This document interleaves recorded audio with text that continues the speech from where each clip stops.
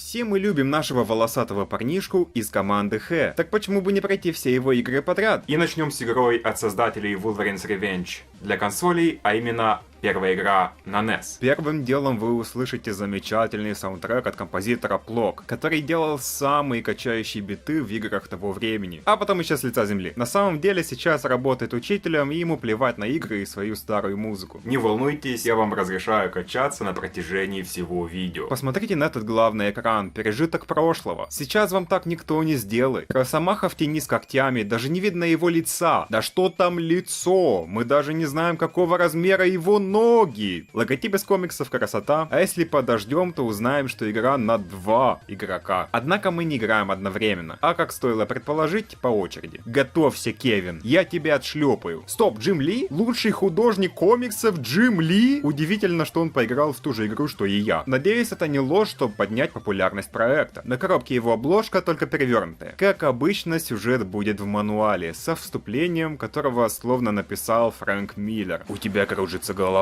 Ты открываешь глаза, пальмы, сжимаешь кулаки, когти целы. Песок, кажется, что тебя выбросило на пустынный пляж. Никаких признаков жизни нигде. Ты встаешь, неуверенно, и смахиваешь песок со своего костюма Росомахи. Ты смотришь вокруг. В одном направлении вода, насколько хватает глаз. В другую сторону невысокие кустарники и пальмы. Путь только один, вглубь. Значит, Вулвери ничего не помнит. Видит какую-то конструкцию с надписью «Добро пожаловать» и понимает, что должен идти туда. И тут начинается пытка. В игре не уровни, а испытания. Геймплей, как можно подумать, стандартный. Мы прыгаем и побеждаем врагов. Однако их расположение довольно плохое и легко потерять жизнь. Как обычно, SNES прошел с читом на бесконечные жизни. Без него, как предполагаю, нужно постоянно двигаться, чтобы эффективно убрать всех врагов. Зато после смерти тебя спавнят прямо где ты проиграл. Но представляю, что это не важно, когда у тебя нет жизней. Хотя препятствий уж слишком много. Мне лично было забавно проходить игру, когда тебе довольно быстро дают продолжить. Это было бесполезно, когда надо было пройти один уровень наверху, а когда падал, игра сохранялась именно внизу. То есть чем дальше я доходил, тем больше мне приходилось бегать. Иногда осторожно зачищал врагов, обращал внимание на платформинг, а в другие разы просто бегал вперед, получая максимальный урон. Зная, что меня все равно воскресят на том же месте. Это не всегда работало, потому что были разы, где надо было аккуратно пройти сегмент с платформингом до конца, потому что там не было безопасных зон для респавна. Но мне это даже понравилось. В этой игре нет моментов, где тебя респавнят в неудобном положении, из которого нельзя вылезти. Приятный момент заключается в том, что не обязательно стоять полностью на платформе. Можно одну ногу оставить на платформе, а другую в воздухе, и таким образом вы получите больше места. Чтобы пополнить жизнь, надо есть и пить. Что прикольно, опять же, не думаю, что так сделают в современной игре. Хотя надо, потому что это добавляет реализма. Кстати, вот рецепт на экране, если хотите сделать дома. Также жизнь убирают и когти. Очередной пережиток прошлого. Казалось бы, это главное оружие персонажа, а значит его нужно использовать всегда. Но это же было другое время. Если у персонажа была какая-то особенная сила, значит и нужно использовать эту особенную силу только в определенное время. Да ему наверняка больно постоянно вытаскивать эти когти. Вы только посмотрите на него. Одного движения достаточно, чтобы познакомить жертву с ее предками. С ушедшими предками, то есть. Если будете много драться и поглощать калории, то получите режим злости. Правда, это бесполезно, ведь вы будете атаковать без перерыва и не сможете нормально заняться платформингом. Нет, это мне ничего не напоминает. Анимации просто смешные. Когда Росомаха заканчивает комбо, он бьет ногой. Ага, это определенно поможет. Посмотрите, как он ползет. Теперь буду проходить игру только так. Никогда бы не подумал, что натренированный убийца будет плыть именно так. А как он падает на колени, когда теряет жизнь. Я его предал. Нет, братан, не садись на шипы, они ж тебя убьют. Проходи медленно, как Лара. А так игра выглядит ну очень классно. NES меня в очередной раз поражает. Столько детализированных махин. Уверен, что эта труба должна создать приятный эффект на старом телевизоре. Враги такие крупные и детальные. Мне нравится, что у ниндзя только силуэт. Я могу хоть целый день перечислять их особенности в плане дизайна, но у нас же нет столько времени. Короче, графика замечательна, анимации плавные. Казалось бы, на что еще способна NES? Точно не на хороший геймплей. Ха-ха, я посмеялся. Прыгаем вниз, карабкаемся и заканчиваем уровень. Ваша энергия дает бонусы, но к концу уровня ее не так много останется, скорее всего. Сюрприз!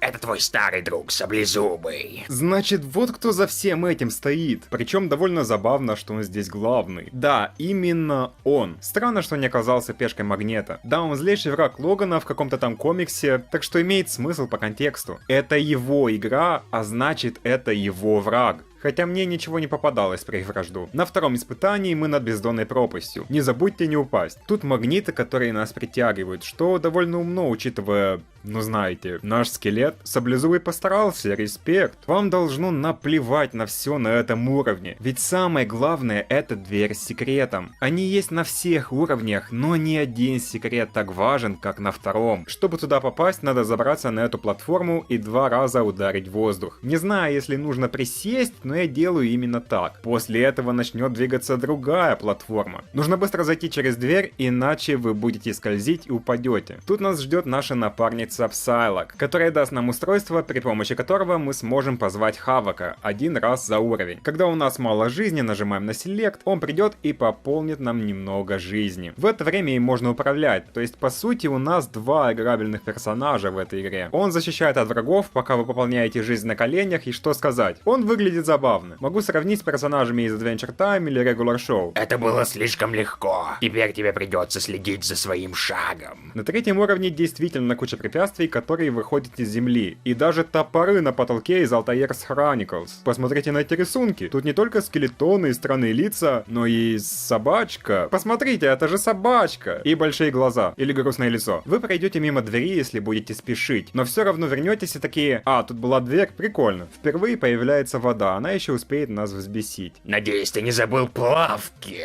Ха-ха-ха. Да, этот уровень полностью под водой. Это лабиринт, иногда непонятно, куда вам надо идти. Даже не буду пытаться объяснять, почему именно. Через видео не будет ясно. Надо самому поиграть и ощутить. Тут нужно прыгнуть с куба на платформу, но у меня получилось только с 20-го раза. Причем ранее я был в лучшем положении. Сейчас прыгнул с центра куба. Как у меня получилось?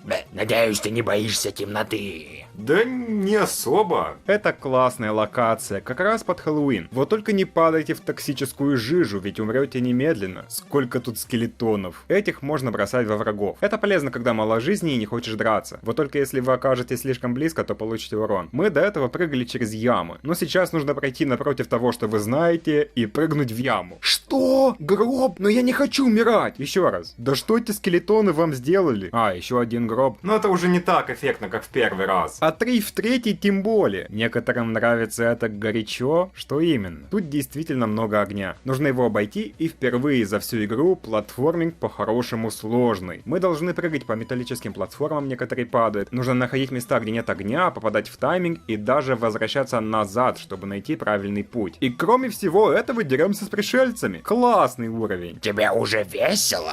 Ну знаешь, да и нет. Значит, мы на базе, но это еще не финал. Интересно, что это за линии. Эти гигантские монеты запутывают. Чтобы по ним прыгнуть, нужно спуститься на уровень ниже. Ну знаете, вот так. Тут вы ударяетесь о потолок и падаете. Обожаю такие моменты. Напоминает последний уровень Sonic Mania до патча. Познакомься с моим новым союзником, Магнето. Опять же, это звучит очень смешно. Магнето просто напарник. Интересно, как он на такое согласился? Мне казалось, он выше этого. Давайте у него спросим, он прямо тут. Только надо еще до него добраться. Значит, тут это электрическая дверь, которая моментально убивает. И булыжники, которые постоянно падают. Я их пытался уничтожить и таким образом что-то открыть, но их невозможно задеть. А за спиной стена. Так что мы определенно не можем вернуться и нажать на переключатель. Так что же нужно сделать? Конечно же, атаковать электрическую стену. Это же так очевидно. Несколько ударов, стена исчезает. Идем за Магнето. Он убегает и бросает свое поле. Все, я небольшой фанат боссов. Ну потому что они сложные. Зачем мне учить, как с ними драться? И я рад, что мне не пришлось долго драться с Магнето, но даже мне показалось что-то немного подло со стороны разработчиков. Ну да ладно, самая эпичная дуэль из видеоигр впереди. Это та самая битва, которая продает игру. Но сначала катсцена. Свобода! Блин, как приятно видеть всех людей Х в одном месте. Они так круто стоят. Крепость Магнето разрушена, но остался один вопрос. Где Саблезубый? Вот он я, пацан. Уходите, это наше дело. Фух. Этот босс. Это первый и единственный раз в истории гейминга, когда с финальным боссом не нужно драться. Его нужно толкнуть, чтобы упал в пропасть. Значит, у вас есть эта большая карта, и вы должны провести Саблезубого слева направо. Изначально это легко сделать. Вы просто бьете, он отпрыгивает назад, вы продолжаете в том же духе без остановки, надеясь, что все сработает. Он может самостоятельно прыгать налево, а если вы прыгнете за ним, то он прыгнет еще раз налево. Так что должны остановиться и подождать, пока он прыгнет назад. Но потом он перестанет станет прыгать. Он просто будет сидеть слева и кидать свои штучки. Так что вы бегаете за ним, он прыгает еще левее, и так по кругу. И вот вы продолжаете без остановки его бить, продолжаете прыгать и надеяться. И вот он наконец-то падает. А Вулверин просто смотрит на нас. И конец под вопросом. Ну да, это не последняя игра, а я победил. Игра классная, а в следующий раз мы посмотрим на легендарную Origins. Только давайте не будем далеко отходить от 2D и запустим DS-версию, потому что могу себе позволить.